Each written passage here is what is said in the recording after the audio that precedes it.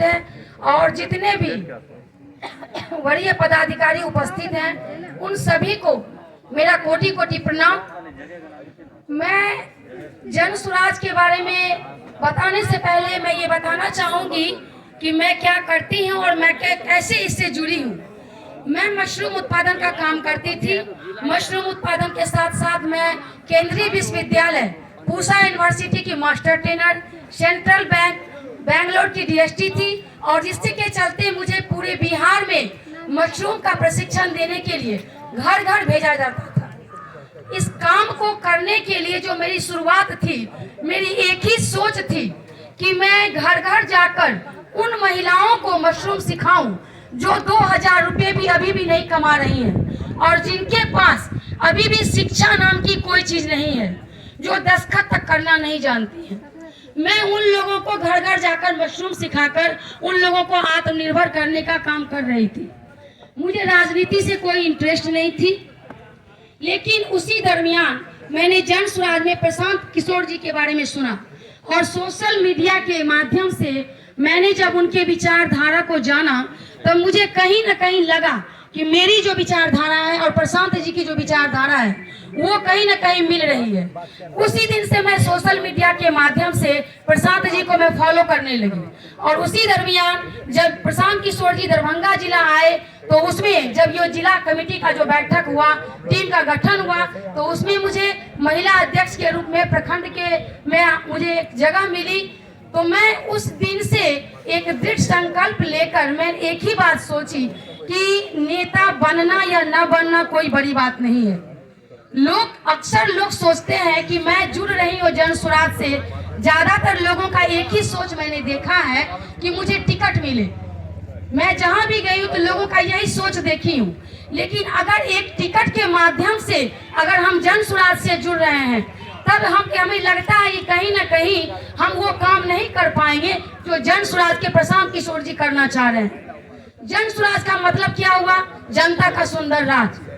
आप लोगों जितने अनुभवी हैं राजनीति के मामले में, मैं उतनी अनुभवी नहीं हूँ, लेकिन फिर भी एक महिला होने के नाते मैं इतना जरूर कहना चाहूंगी आप लोगों को कि जितने लोग यहाँ बैठे हैं उन सभी लोगों को एक बात बतानी चाहूंगी कि ये जनता का सुंदर राज जो जन स्वराज है ये तभी संभव होगा जब हम जनता के बीच जाकर उनके घर घर जाकर उनकी समस्या को समझेंगे।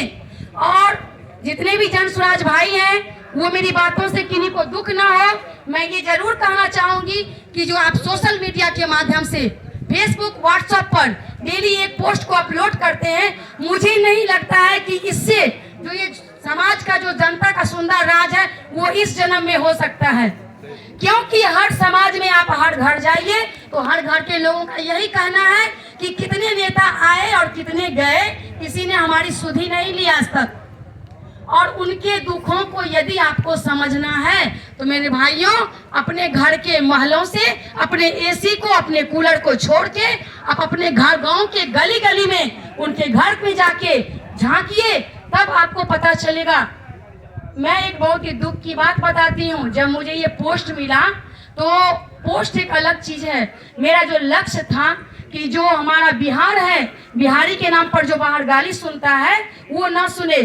मैं अपने पति को बाहर, बिहार से बाहर, वो भी नौकरी कर रहे थे, मैंने उनको नौकरी छुड़वा के अपने घर पे बुला लिया कि कहीं बिहार से बाहर बिहारी के नाम पर गाली सुनने का ही बेहतर है कि अपनी मिट्टी में आकर अपनी मिट्टी में काम किया जाए और हमारा साथ दीजिए, ताकि हम अपने साथ साथ 1000 महिलाओं को आत्मनिर्भर कर सके और वो 1000 से 2000 रुपया कमा सके, ताकि अपने घर में उसे जब 500 रुपये के लिए हाथ फैलाना पड़ता है तो उनके पति पूछते हैं कि क्या करोगी, क्या आप लोग महिला को आरक्षण देते हैं। अभी अभी मैडम बोली, मैं उनसे बहुत प्रभावित हुई।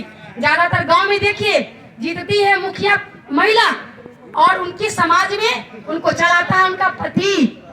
मैं इनका विरोध पहले भी करती थी, अपने पति को बोलती थी ऐसा कौन सा राजनीति है भाई कि औरत जीत रही है, आप उसको चलाने तो दीजिए। लेकिन लोग क्या बोलते हैं, महिला क्या जानेगी राजनीति। अरे जो महिला इस धरती पे, महिला पुरुष जो भी हो, उसको जन्म दे सकती है, उसको बड़ा कर सकती है, एक घर को चला सकती है, क्या वो देश नहीं चला सकती। हमारी प्रतिभा पाटिल राष्ट्रपति बनी थी ना, ममता बनर्जी, सुषमा स्वराज, ये सब क्या थी, ये तो पुरुष नहीं थी, ये तो महिला ही थी। लेकिन लोगों की सोच अभी भी सीमित है। इस सोच को बदलने के लिए आप सभी भाइयों को महिलाओं का साथ देना होगा। जितने भाई हैं, अगर वो अपनी अपनी महिलाओं को लाना यहाँ शुरू कर दे तो वो दिन दूर नहीं कि प्रशांत भैया की जो सोच है वो सपना साकार होने में ज्यादा देर लगेगी। सुंदर राज बन ही जाए। और ये जो बिहार है, जो जनता का सुंदर राज वो बनेगा। आपको एक छोटी सी अनुभव बताती हूँ। अध्यक्ष महोदय, मैं एक गांव गई थी, ये जो पोस्ट मिला तो मैं एक गांव गई थी अपने पति के साथ। उस गांव में एक ही वार्ड में मुझे 250 से 300 लोग मिले। और आपको विश्वास नहीं होगा, जो लोग किचन में खाना बना रही है, जो महिलाएं या बहुत पुरुष भी बनाते हैं। महाभारत के दिनों से चला आ रहा है कि सबसे बड़े जो बोलते हैं रसोईया वो पुरुष ही थे, महिला तो बाद में हुई है। मैं उनको बहुत सम्मान करती हूँ। बिना पुरुष के हम लोगों का जो गाड़ी है वो नहीं चलने वाला है। उनका बहुत बड़ा योगदान है। उस गांव में जो चूल्हा मैंने देखा वो रोड पे थी एक लाइन से। मैंने उनसे पूछा कि आप भोजन कैसे बनाती हैं, तो उन्होंने कहा कि जब 2 बजे के रात हो या 4 बजे का सुबह हो, जब हवा नहीं चलती है तो मैं उसी समय चूल्हा जोड़ के खाना बनाती हूँ। आप सोच सकते हैं अभी भी कितनी गरीबी है, कितने उसमें सरपंच जीते, कितने मुखिया जीते उस गांव में, लेकिन आज तक किसी ने सुधी नहीं ली। घर नहीं है उस गांव में, एक भी बच्चा शिक्षित नहीं है उस गांव में। एकलौता वो वार्ड, जो उस पूरे वार्ड में एक ही बच्चा ऐसा है जो 10वीं पास किया है इस बार। आप सोच सकते हैं पूरे वार्ड में एक बच्चा पूरा किया है। कैसे गरीबी मिटेगी? हमको आपको महलों से निकल के उस कीचड़ में जाना होगा, तभी हम उसके दुख दर्द को समझ सकते हैं। हेलीकॉप्टर पे बैठा हुआ क्या जानेगा कि नीचे की बाढ़ की स्थिति कैसी है? ये कभी नहीं संभव हो सकता है। तो मैं सभी भाइयों से यही कहना चाहूंगी कि आप लोग दृढ़ संकल्प होइए और जन स्वराज के अभियान को सफल बनाने में जो हमारे प्रशांत भैया ने जो कार्य शुरू किया है, आप अपनी स्वार्थ जो आपके अंदर है उसको त्याग के आप इस काम को कीजिए, तभी ये जन स्वराज, जनता का सुंदर राज बन सकता है। और एक बात तो मैं जरूर कहना चाहूंगी कि कोई भी व्यक्ति यदि दृढ़ संकल्प होकर किसी भी कार्य को करने का यदि बीड़ा उठाएगा तो प्रकृति और देवता सदैव उसकी सहायता के लिए तत्पर रहेंगे। तो आप इस काम को कीजिए।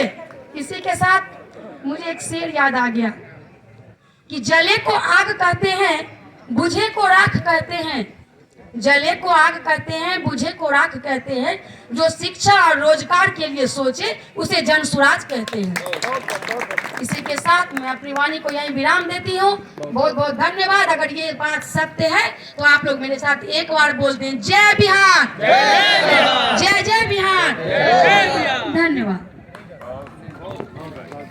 बहुत बहुत